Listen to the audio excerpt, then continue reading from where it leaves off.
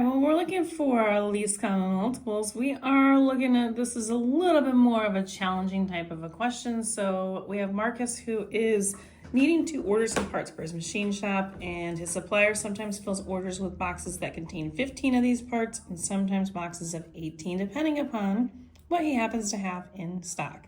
The supplier will only ship complete boxes and will only ship one size box of a given order.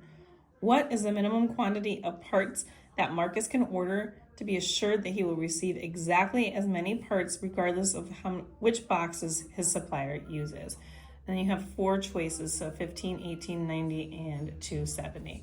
So let's take a look at that problem.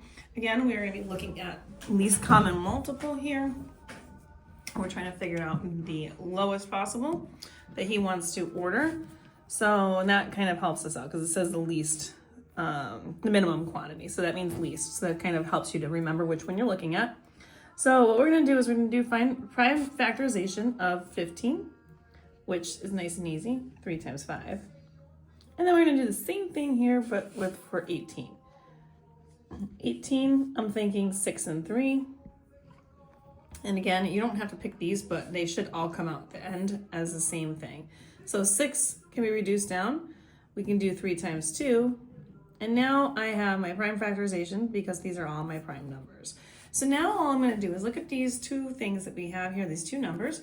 So we have 3 times 5 and then 3 times 3 times 2.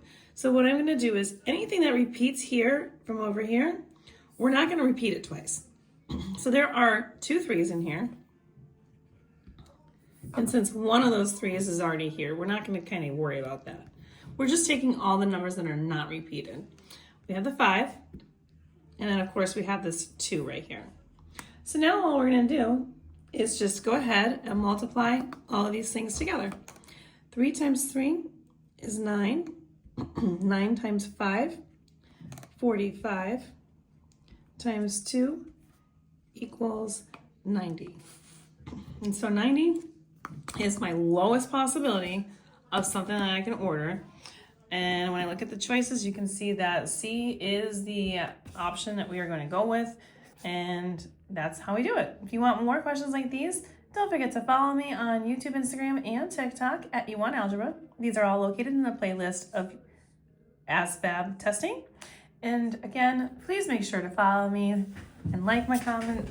My God.